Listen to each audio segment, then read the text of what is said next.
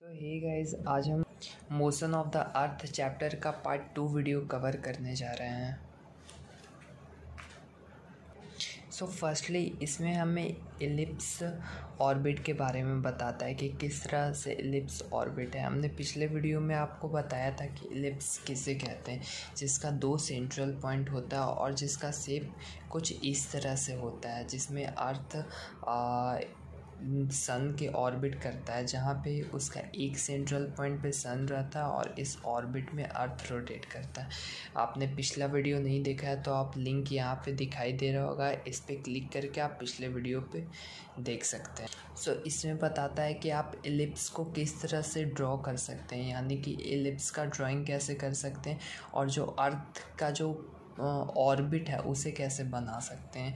तो इसमें कहता है आप 2 पिन पहले पेपर पे फिक्स कर दीजिए और एक लूप ऑफ थ्रेड, यानी कि थ्रेड जिसका दोनों एंड एक दूसरे से बंधा हुआ हो और जो इस तरह से ऐसे गोल हो, उस थ्रेड को आप दोनों पिन पे इस तरह से लगा लीजिए और एक पेंसिल की मदद से इस तरह से जहाँ तक थ्रेड जाता है उस तरह से इस तरह से ऐसे ड्रॉ कर लीजिए। जो ड्राइंग आपका बनेगा वो इलिप्स शेप होगा और इसका शेप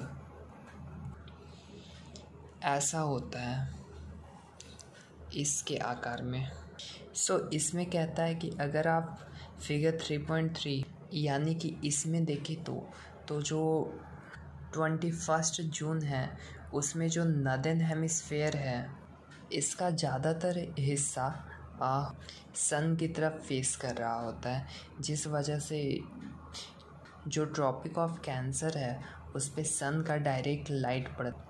यहाँ पे ट्रॉपिक ऑफ कैंसर हमारा आता है, तो इसी एरिया पे सन की जो रेज़ है वो डायरेक्टली फॉल कर रही है, जिसकी वजह से इस एरिया पे ज़्यादा ट्रॉपिक ऑफ कैंसर वाले एरिया में 21 जून के को या उसी वक्त ट्रॉपिक ऑफ कैंसर वाले एरिया में ज़्यादा हीट होगी। और वहीं इसी वक्त इसी टाइमलाइन में 21 जून के आसपास में जो नॉर्दर्न पार्ट है, नॉर्दर्न पोल है, वहाँ पे डायरेक्ट सनलाइट नहीं जाती, बट फिर भी जो नॉर्थ पोल है वो सन की ओर फेस कर रहा है, बट डायरेक्टली नहीं कर रहा है, बट इनडायरेक्टली सन की लाइट यहाँ पे पहुँच जा रही है। और ये वाला जो एरिया है इस वक्त में 6 महीने तक कंटिन्यूस यहाँ पे दिन रहता है। जो भी एरिया नॉर्थ पोल की तरफ रहता है वो कंटिन्यूस 6 महीने तक दिन रहता है। जब 21 जून के टाइमलाइन के आसपास जब नॉर्थ पोल का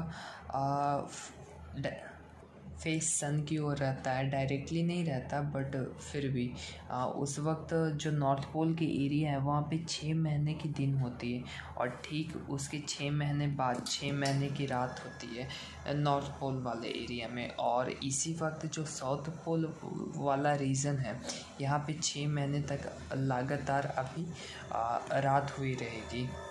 और नॉर्थ पोल वाला एरिया जहाँ पे हीट सनलाइट आ रहा है वहाँ पे थोड़ी बहुत गर्मी रहेगी एज़ कंपैरिजन विद जो ये साउथ पोल वाला एरिया है जहाँ पे लाइट नहीं पहुँच पा रहा है। और एक और चीज़, जो ये लाइन है ना जो दिन और रात को डिवाइड कर रहा है, ऐसा ही अगर ग्लोब पे रहे तो इसे हम कहते हैं सर्कल ऑफ इल्यूमिनेशन। और पूरा और ओवरऑल जो इस टाइम लाइन में जो सन का अर्थ का जो पोजीशन रहता है, जैसे में ट्रॉपिक ऑफ कैंसर का डायरेक्ट सनलाइट सन की ओर फेस रहता है। नॉर्दर्न हेमिस्फेयर में 6 महीने की दिन होती है, वहीं सॉदर्न हेमिस्फेयर में 6 महीने की रात होती है इस टाइम लाइन में। तो इस पोजीशन वाले अर्थ को हम लोग कहेंगे समर सॉल्स्टिस। और वहीं दूसरी ओर 22 दिसंबर के वक्त और इसके टाइमलाइन के अराउंड में जो अर्थ का पोजीशन रहता है वो सन से सबसे दूर रहता है। आप इस वाले रियल इमेज में देख सकते हैं जिसमें सन जो अर्थ का ऑर्बिट है वो रियलिटी में इस तरह का होता है, एलिप्टिकल ऑर्बिट। और जो समर स्लॉटिक है 21 जून के आसपास का टाइम में उस वक्त जो अर्थ का पोजीशन 21 जून के दिन सन से सबसे करीबी होता है। वहीं 22 दिसंबर के दिन अर्थ का डिस्टेंस सन से सबसे ज़्यादा होता है। इसी वक्त जो इस टाइम का पीरियड रहता है उस वक्त अर्थ में विंटर का मौसम हुआ रहता है। और इस वक्त 22 दिसंबर के टाइमलाइन के अराउंड में जो ट्रॉपिक ऑफ कैप्रिकॉर्न रहता है, ये नीचे वाला लाइन वो डायरेक्ट सनलाइट को फेस करता है, जिस वजह से ट्रॉपिक ऑफ कैप्रिकॉर्न के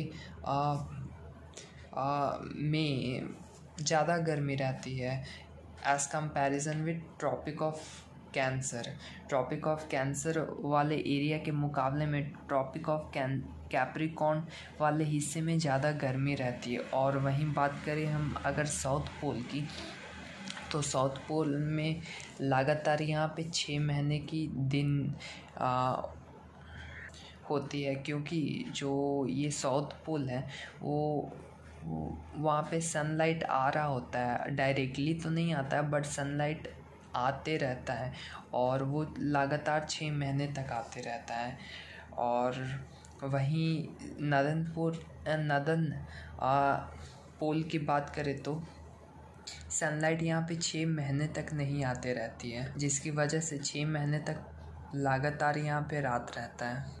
और ये जो पोजीशन ऑफ अर्थ रहता है इसको हम लोग कहते हैं विंटर स्लॉस्टिक। सो एक बार फिर से देख लेते हैं विंटर स्लॉस्टिक में अर्थ का क्या पोजीशन रहता है। इसमें ट्रॉपिक ऑफ कैप्रिकॉर्न वाला जो हिस्सा एरिया रहता है वो सनलाइट को डायरेक्ट फेस करता है, और जो सॉदर्न पोल रहता है वहाँ पे 6 महीने की दिन होते रहते हैं। वहीं नदर्न पोल में 6 महीने की रात होते रहती है। जो हमारा नहीं बट हमारी पृथ्वी का जो ऑस्ट्रेलिया है वो ट्रॉपिक ऑफ कैप्रिकॉर्न वाले हिस्से के साइड में है।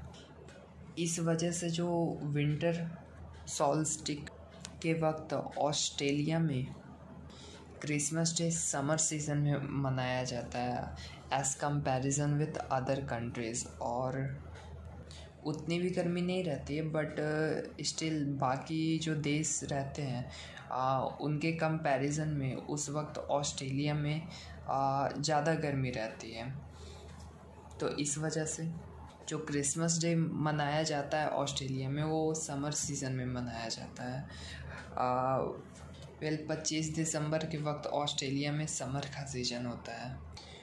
वहीं 23 सितंबर और 21 मार्च के वक्त और इसके टाइमलाइन के आसपास सन की डायरेक्ट सनलाइट जो है वो इस अर्थ के इक्वेटर पे पड़ती है, जिसकी वजह से इस वक्त में दिन भी बराबर और रात भी बराबर रहता है पूरी दुनिया के लिए। जितना देर का दिन रहता है उतने ही देर का रात रहता है। पूरे देश में बराबर दिन और बराबर रात होते हैं। इसी वजह से इस वक्त को इक्विनॉक्स कहा जाता है। इन 2 दिन में 21 मार्च और 23 सितंबर में 12 घंटे की दिन और 12 घंटे की रात होती है।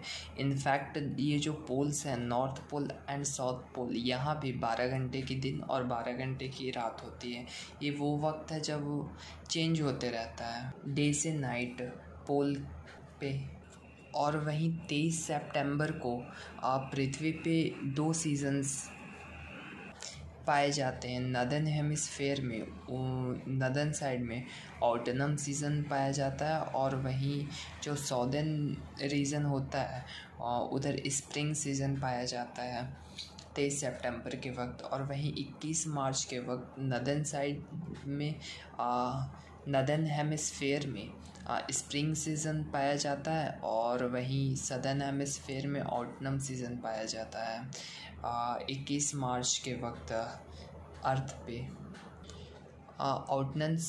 ऑटनम सीजन उस वक्त को कहते हैं जब सीजन समर से विंटर की ओर चेंज कर रहा होता है तब। उस वक्त पेड़ के पत्ते भी अपना रंग बदल देते हैं और टेम्परेचर जो है वो ठंडा होने लगता है। और इसी ऑटम सीज़न के वक्त में जो दिन रहता है वो छोटा होना शुरू हो जाता है।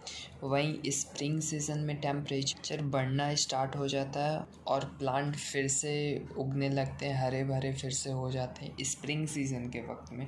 और इसी वक्त में फार्मर्स वगैरह भी और गार्डनर्स वगैरह भी सीड वगैरह लगाना शुरू कर देते हैं। सो बस इतना ही था हमारे इस चैप्टर में। सो कुछ क्वेश्चन देख लेते हैं। सीज़न चेंज क्यों होता है? क्योंकि पोजीशन ऑफ अर्थ का चेंज होने की वजह से सीज़न चेंज होते हैं। और ये कुछ नोट्स,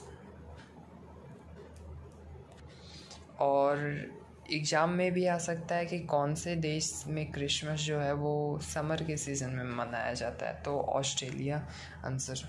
सो हमारा ये चैप्टर मोशन ऑफ अर्थ यहीं पे ख़त्म होता है। So thank you so much.